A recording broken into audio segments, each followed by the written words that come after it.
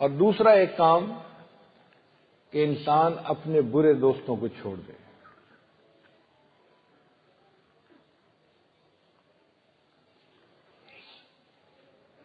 امام غزالی رحمۃ اللہ علیہ نے اپنی کتاب میں لکھا ہے، یار بد مارے بد سے بھی زیادہ برا۔ مارے بد فارسی میں کہتے ہیں زہریلے سانپ کو، کہ جو برا دوست ہوتا ہے وہ زہریلے سانپ سے بھی زیادہ برا ہوتا ہے۔ وہ کیوں؟ سانپ ڈستا ہے انسان کی جان چلی جاتی ہے، برا دوست ڈستا ہے انسان کا ایمان چلا جاتا ہے۔ تو برا دوست زہریلے سانپ سے بھی زیادہ برا۔ پھر انہوں نے آگے ایک بات لکھی جس نے مجھے بہت حیران کیا کہ یار بد شیطان سے بھی زیادہ برا۔ تو ذہن میں میرے خیال آیا کہ برا دوست ایک فاسق و فاجر مسلمان ہو سکتا ہے، تو کلمہ گو آدمی شیطان سے برا کیسے بن گیا؟ جتنا بھی برا ہو وہ مومن تو ہے نا، کلمہ تو پڑھا ہے، تو شیطان سے برا کیسے؟ مگر امام صاحب نے آگے تفصیل لکھی۔ وہ فرماتے ہیں کہ شیطان ہمارا دشمن ہے، ہمارے ذہنوں میں فقط گناہ کا خیال ڈالتا ہے،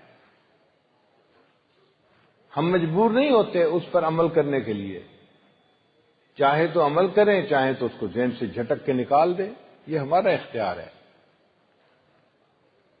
آپ کو کسی برے دوست نے میسج بھیجا، پڑھنا نہ پڑھنا آپ کا اختیار ہے۔ جب آپ کو پتہ ہے یہ برا انسان ہے تو اس کے میسج کو آپ کیوں پڑھتے ہیں؟ ڈیلیٹ کر دیں۔ تو شیطان فقط گناہ کرنے کا میسج دل میں ڈالتا ہے، عمل کرنا نہ کرنا بندے کا اپنا معاملہ ہے۔ لیکن جو برا دوست ہوتا ہے وہ صرف گناہ کا آئیڈیا ہی ذہن میں نہیں ڈالتا، بندے کا ہاتھ پکڑ کے اس سے گناہ کروا دیتا ہے، اس کا مطلب وہ شیطان سے بھی زیادہ برا ہوتا ہے۔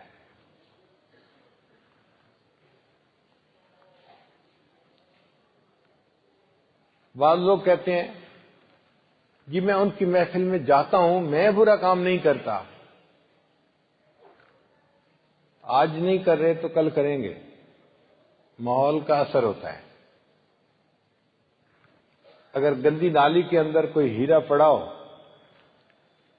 اور آپ اس کو وہیں پہ پائپ لگا کے صاف کرنے کی کوشش کریں تو وہ ہیرا موتی صاف نہیں ہوگا۔ آپ اس کو گندی نالی سے نکالیں، ایک چلو پانی ڈالیں گے تو وہ صاف پاک ہو جائے گا۔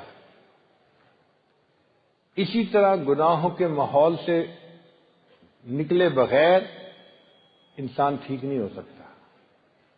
جیسے ہی ان دوستوں کو چھوڑے گا، تھوڑی سی وعظ و نصیحت سنے گا، سچی توبہ نصیب ہو جائے گی اور گناہوں سے پاک ہو جائے گا۔